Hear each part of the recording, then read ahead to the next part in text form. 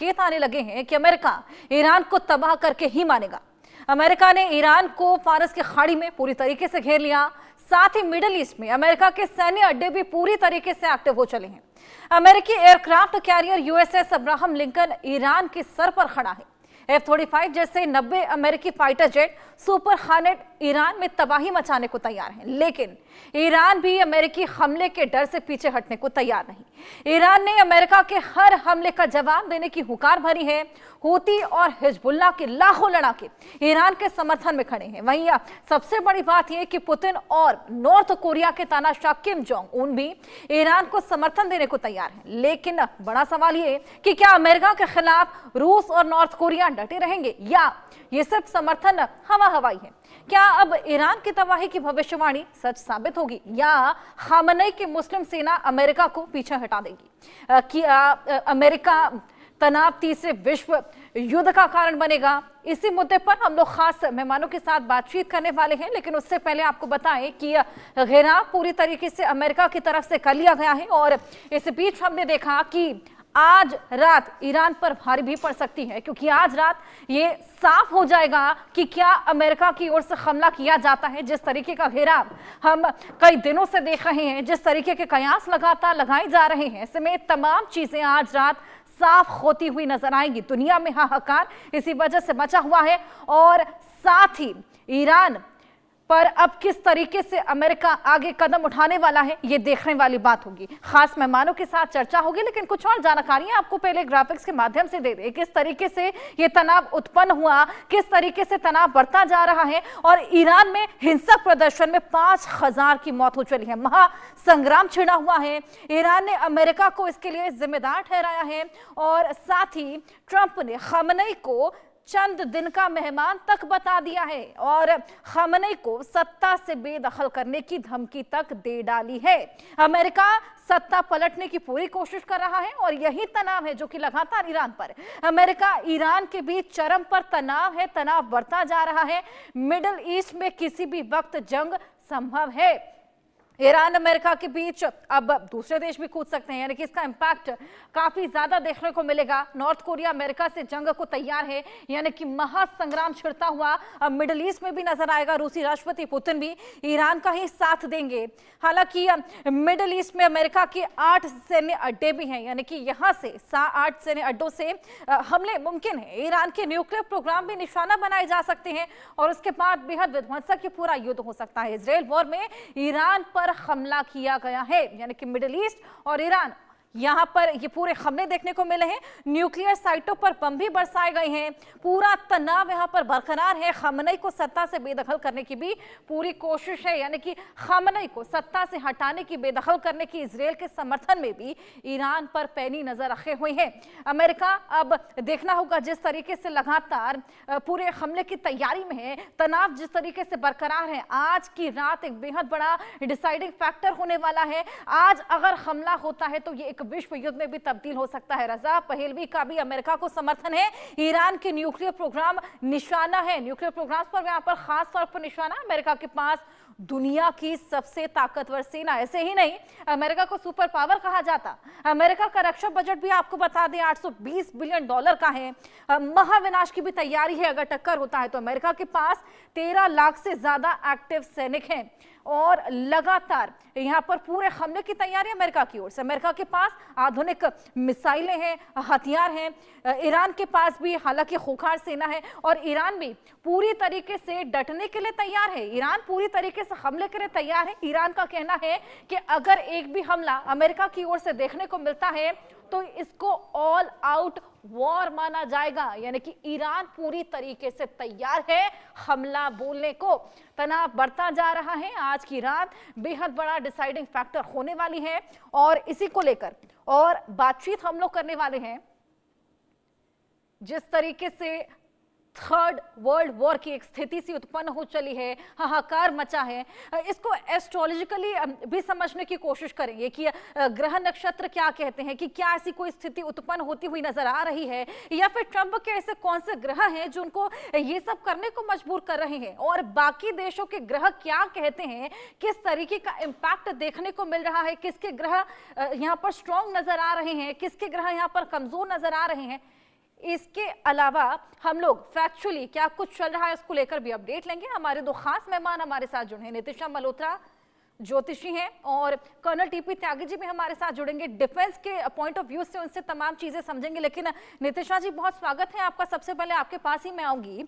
जिस तरीके से ईरान अमेरिका का ये जो पूरा टकराव देखने को मिल रहा है, इससे पहले भी हमने वर्ल्ड वॉर्स देखे थे, तो क्या उस वक्त जो ग्रहों की स्थिति बनी थी कुछ ऐसी ही स्थिति आपको नजर आ रही है? ये तनाव कितना बढ़ेगा? क्या ये वर्ल्ड वॉर तक जा सकता है?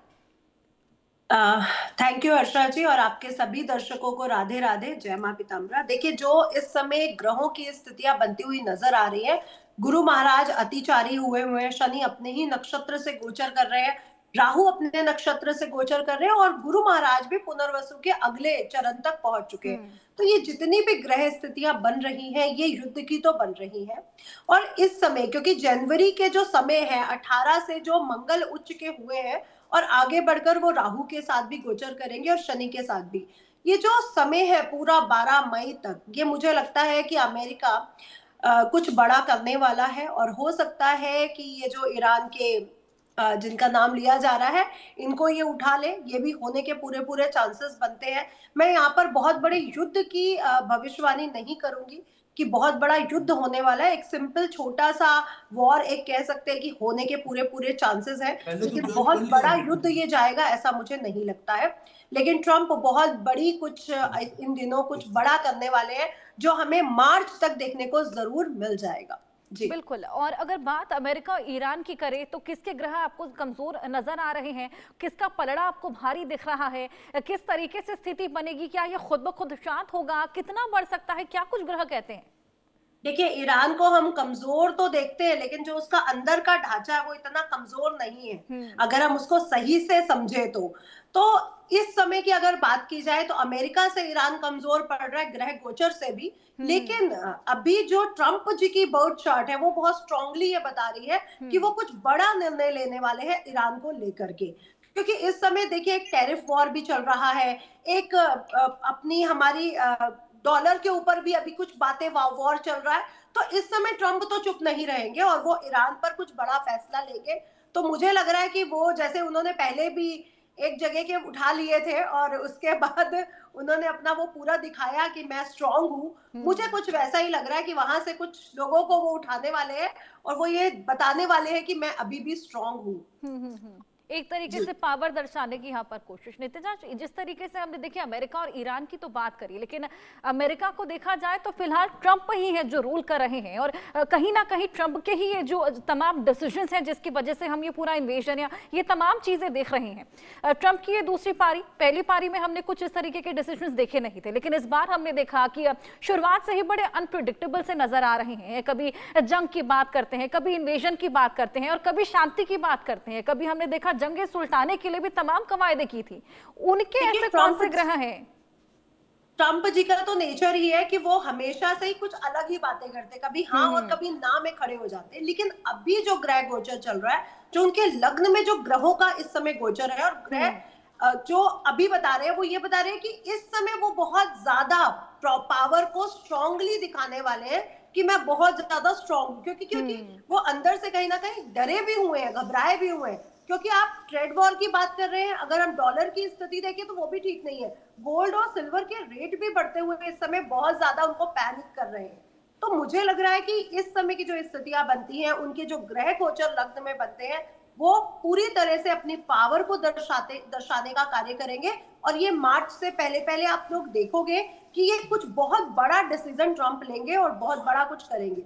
लेकिन इसके बाद जो ये साल का जो एंड है, वो ट्रम्प की जो कुंडली बन रही है उसमें उनको कमजोर भी दिखा रही है। यानी जो चाहे ईरान की जनजीवन हो या हमारा यूएसए का जनजीवन हो, ये भी उनसे प्रभावित होता हुआ नजर आ रहा है। तो उनके विरुद्ध भी लोग खड़े होते हुए नजर आएंगे। बिल्कुल, कुछ ऐसा ही हम लोग देख भी रहे हैं। और क्योंकि हमने अमेरिका और ईरान की बात करी, तो क्या भारत पर भी इसका कोई इम्पैक्ट पड़ेगा या फिर कोई और देश है जो कि इससे इम्पैक्ट हो सकते हैं? जी देखिए, भारत पर इसका इम्पैक्ट तो पड़ेगा ही पड़ेगा। ऐसा नहीं है कि वर्ल्ड वाइड कुछ हो रहा है उसका हमारे देश पर इम्पैक्ट नहीं पड़ेगा। तो देखिए, थोड़ा बहुत तो फर्क पड़ेगा। और क्योंकि इस समय जो वॉर्स हम देख रहे हैं ना, वो सिर्फ एक देश की देश से वॉर हो रही है ये नहीं हो रहा। यहाँ पे ट्रेड वॉर भी चल रही है, ट्रंप को कमजोर कर किया जा रहा है, यानी अंदर से वो कहीं ना कहीं बहुत ज्यादा पैनिक तो हो रहे हैं। और इसमें आगे आने वाले समय में आप बहुत सारे देशों को जुड़ता हुआ देखोगे, जहां पे बहुत से ऐसे मुस्लिम कंट्रीज हैं वो जुड़ती हुई नजर आएंगी। अब अगर हम भारत की बात करते हैं तो भारत, ये जो मई तक का समय है, ये जो भारत के पड़ोसी देश हैं, चाहे बांग्लादेश से कुछ बैड न्यूज आए या खालिस्तानियों की तरफ से कुछ बैड न्यूज आए या फिर पाकिस्तानियों की तरफ से, मैं खालिस्तानियों को अपने भारत का हिस्सा नहीं मानती हूँ, क्योंकि हमारे जो भारत के पंजाब के जो सिख है, सिख कम्युनिटी है, वो खुद खास करके ये बोल रही है कि हम खालिस्तानी नहीं है, हम भारतवासी हैं। तो ये उन्होंने क्लियर मैसेज छोड़ा हुआ है। मुझे लग रहा है कुछ अभी इन दिनों में होने वाला है, चाहे वो पाकिस्तान बॉर्डर से हो, चाहे वो बांग्लादेश बॉर्डर से हो, कुछ बड़ा इन 2 महीनों में होने के पूरे पूरे चांसेस बन रहे हैं। बिल्कुल, तो एस्ट्रोलॉजिकली कहीं ना कहीं हलचल नजर आ रही है। ये डिफेंस के पॉइंट ऑफ व्यू से भी जाने, टीपी त्यागी जी हमारे साथ जुड़ गए हैं। बहुत स्वागत है टीपी त्यागी जी आपका। स्ट्रेटेजिक प्रेशर कहें इसको, जो ट्रंप बनाने की कोशिश कर रहे हैं, तनाव बढ़ाने की कोशिश कर रहे हैं, पावर दर्शाने की कोशिश कर रहे हैं, या वाकई आज की रात ईरान पर भारी पड़ सकती है? देखिए, अमेरिका ने 2 रेड लाइंस रखी थी ईरान के लिए। पहली तो ये कि वो जो प्रोटेस्टर्स हैं उनके ऊपर, निहत्थे प्रोटेस्टर्स पर गोली ना चलाएं, और दूसरी ये कि जिनको उन्होंने ऑलरेडी पकड़ लिया है उनके ऊपर वो जो उनकी धारा 186 है कि ये खुदा के दुश्मन है, उनको एग्जीक्यूटिव गोलियां चलानी भी अभी तक जारी है। 30 मिनट के लिए इंटरनेट खोला गया था ईरान में, तो उससे पता लगा कि IRGC के लोग डायरेक्टली गोली मार रहे हैं प्रदर्शनकारियों पर। तो दोनों रेड लाइन क्रॉस हो चुकी हैं। अमेरिका अपनी पूरी तैयारी कर चुका है। वो जो अब्राहम लिंकन की बात इतने दिनों से चल रही है, अब वो अरेबियन सागर में और ओमान की खाड़ी तक पहुंच चुका है। और वो एक ऐसा बैटल ग्रुप है जो एक किस्म में पूरा का पूरा बैटल फील्ड है। उसके साथ में प्रिसीशन गाइडेड मिसाइल्स के डेस्ट्रॉयर्स हैं।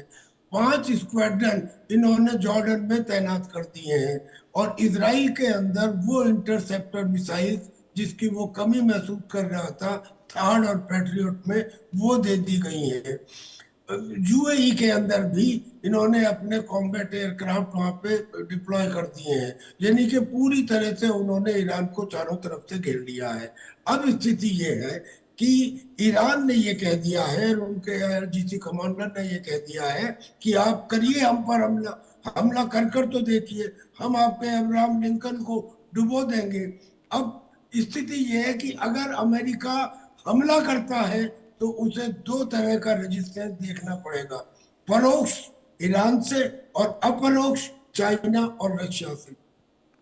चाइना ने ईरान में वो वाले रडार भेज दिए हैं, स्पेशल रडार, जिसकी पूरी टेक्निकलिटी तो अभी हमें मालूम नहीं है, लेकिन वो स्टेल्थ एयरक्राफ्ट को भी डिटेक्ट कर सकते हैं, यानी कि छुपा हुआ।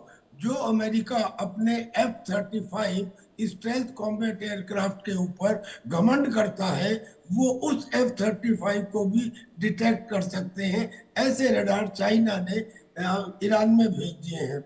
रशिया ने भी एयर डिफेंस सिस्टम भेजे हैं। तो ये तो हो गया अपरोक्ष। और परोक्ष जो ईरान का है, ईरान ने पिछले कुछ समय में, यानी कि जब वो 12 दिन का युद्ध हुआ था, तब अपना वो 60% एनरिच्ड यूरेनियम को और ज्यादा एनरिच कर लिया है, और उसने क्लेम भी किया था कि मैं 24 घंटे में एक एटॉमिक बम बनाने के नजदीक हूँ। और अभी हाल ही में जो भूकंप वहां पे छोटे छोटे आए थे, वो ऐसा लगा था कि जैसे उसने उनका टेस्ट भी कर लिया है। एक बात और, उसने एक ऐसी मिसाइल भी तैयार कर ली है जिसको उसने टेस्ट किया है, जिसका रेंज 10,000 किलोमीटर है, जो अलास्का और पेंटागन हेडक्वार्टर तक अमेरिका में मार कर सकती है। तो इस स्थिति में परोक्ष और अपरोक्ष दोनों उसको रेजिस्टेंस मिलेगा। और अगर वो नहीं करता है, अगर अटैक नहीं करता है, तो लोग ये कहेंगे कि तुम्ही ने कहा था ना कि ईरान के देशभक्त नागरिक को आगे बढ़ो, सरकारी संस्थानों को कब्जा करो और मदद आ रही है। बोले कहाँ है वो मदद? हमारे तो 12,000 लोग मर गए और अभी तक आपकी मदद आई नहीं। यानी कि हमला करे तो भी और ना करे तो भी एक शशोपंज की स्थिति है। लेकिन बिल्कुल। फिर भी मुझे ये लगता है कि दुनिया में अपनी क्रेडिबिलिटी को कायम रखने के लिए अमेरिका हमला अवश्य करेगा। कब, कहां, किस रूप बिल्कुल में बिल्कुल होगा, टीपी त्यागी जी, यहाँ हमने एक चीज और देखी कि ईरान बेशक डट मिलता हुआ नजर आएगा, या वो भी हवा हवाई कहीं ना कहीं रह जाएगा। वैसे तो ये कहा जाता है कि उधार की ताकत वक्त पर काम नहीं आती। यही चाइना और यही रशिया थे, इन्होंने वेनेजुला को भी, मादुरो को ये कहा था कि हम तुम्हारे साथ हैं। लेकिन जब वेनेजुला पर एक्शन हुआ तब और उसके बाद इनकी तरफ से कोई ठोस सपोर्ट वेनेजुला को या अमेरिका के खिलाफ मिलती हुई दिखाई नहीं दी। और ऐसे में यहाँ भी मैं नहीं समझता कि उनमें से कोई भी देश अपने ट्रूप्स ऑन द ग्राउंड भेजेगा। जहां तक हथियारों की बात है वो भी लिमिटेड ही है ईरान के पास। लेकिन ईरान ईरान के पास अब इस दौरान ताकत बढ़ गई है पिछले कुछ समय में। वो ताकत अमेरिका के सामने तो कमजोर है, इसमें कोई शक नहीं है। लेकिन खास बात यह है कि एक प्रॉक्सी हूती ने अमेरिका के उस MQ-9 रीपर ड्रोन, जिसके ऊपर अमेरिका बड़ा घमंड करता है, उसके 1 दर्जन से ज्यादा MQ-9 रीपर ड्रोन को गिरा दिया था। और ये भी कहा था कि कोई आपका एयरक्राफ्ट कैरियर अल्टीमेट नहीं है, हम जानते हैं कि कमजोरी कहाँ है। और वो कमजोरी उन्होंने बताई भी थी। उन्होंने ये कहा था कि आपका एयरक्राफ्ट कैरियर उस समय सबसे ज्यादा कमजोर होता है जब वो किसी मिसाइल को लॉन्च कर रहा होता है। और यही बात जब मैं इस डॉट से कनेक्ट करता हूं जो खोमेनी ने कही है। खोमेनी ने कहा कि हम तुम्हारे अब्राहम लिंकन एयरक्राफ्ट कैरियर को समुद्र में डुबो देंगे। यानी कि कहीं कुछ ऐसी टेक्निक या टेक्नोलॉजी तो नहीं, क्योंकि ईरान जो है वो ऐसे देशों में नहीं है कि वो हमले को स्वतः ही स्वीकार कर लेगा। वो हमले को रिटॉर्ट करेगा।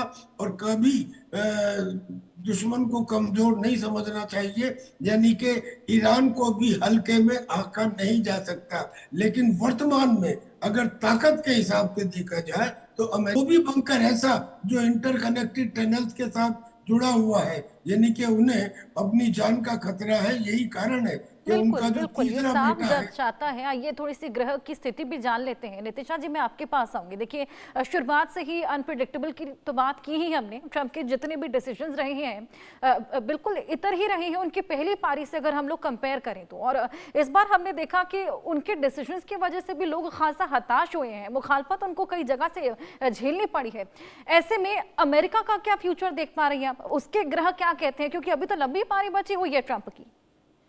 जी देखिए, अमेरिका और ट्रंप दोनों का अगर बोर्ड चार्ट रखा जाए तो मैं आपको बोलूंगी कि ना अमेरिका का बहुत अच्छा टाइम चल रहा है, ना ही ट्रंप का बहुत अच्छा टाइम चल रहा है। आने वाला समय जैसे जैसे धीरे धीरे आगे ग्रह गोचर बढ़ रहे हैं, नक्षत्र परिवर्तन हो रहे हैं, अमेरिका और ट्रंप के लिए, दोनों के लिए कठिन समय आता हुआ नजर आ रहा है।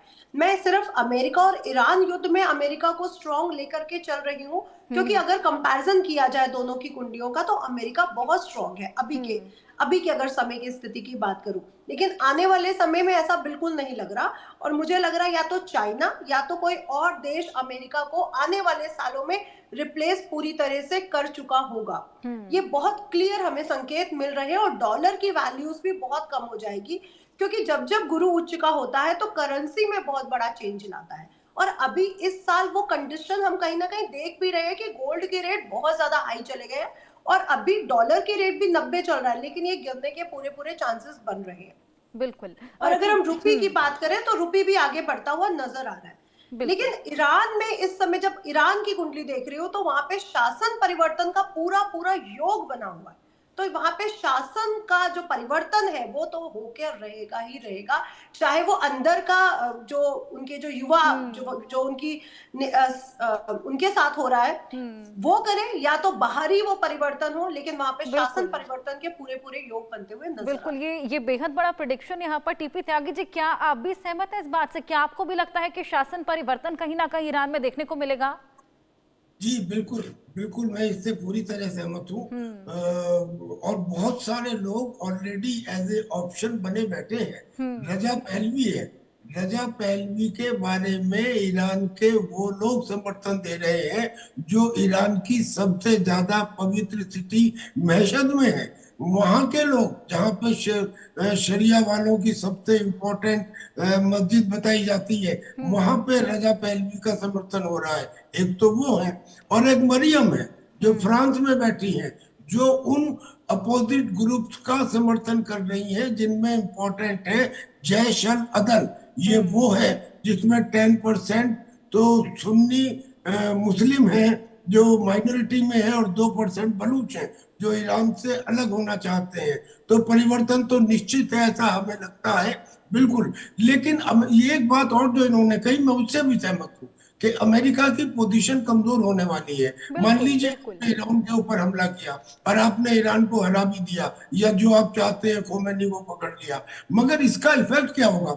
इसका इफेक्ट ये है कि ईरान ने ये कहा है कि आपने अगर हम पर हमला किया तो हम जितने तुम्हारे बेसिस हैं मिडिल ईस्ट में उनके ऊपर हमला करेंगे। अब बेसिस कहाँ है? कतर में है, कुवैत में है, बहरीन में है, यूनाइटेड अरब एमिरेट्स में है, सऊदी अरबिया में है। इन बेसिस के ऊपर अगर वो हमला करते हैं तो वहां पे अमेरिका के 2000, 3000, 5000 या ज्यादा से ज्यादा कतर के अंदर 12,000 सैनिक है, और वो सब के सब ईरान की रीच में है। अगर उन पे अटैक करते हैं तो इसका मतलब क्या हुआ कि ये एक किस्म से वर्ल्ड वार की तरफ बढ़ गया। मिडिल ईस्ट में तो पूरा फैल ही गया, और अगर वो होता है तो अमेरिका उसमें उलझ जाएगा और कमजोर होगा। और अमेरिका के कमजोर होने के चांसेस और भी इसलिए नजर आते हैं कि आज की तारीख में अमेरिका के दुश्मन तो हैं ही, लेकिन जो बिल्कुल अमेरिका के बिल्कुल। दोस्त समझे जाते थे, यानी कि नेटो कंट्रीज, वो भी उसके अगेंस्ट हो चुके हैं।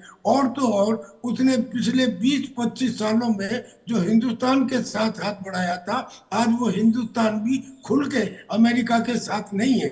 यानी कि अमेरिका की पोजीशन बिल्कुल अगर पीपी त्यागी जी, सत्ता देखिए कहीं ना कहीं पलटती हुई नजर आएगी, परिवर्तित होती हुई नजर आएगी, लेकिन आज की रात वाकई ईरान के लिए डिसीजन मेकिंग वाली होगी। देखना होगा आज रात क्या कुछ देखने को मिलेगा, किस तरीके से हमला होता है या नहीं, ये तमाम चीजें भी साफ होंगी। बहुत शुक्रिया आप दोनों का हमारे साथ जुड़ने के लिए, तमाम जानकारियां साझा करने के लिए। एक बड़ी खबर आपको बता दें,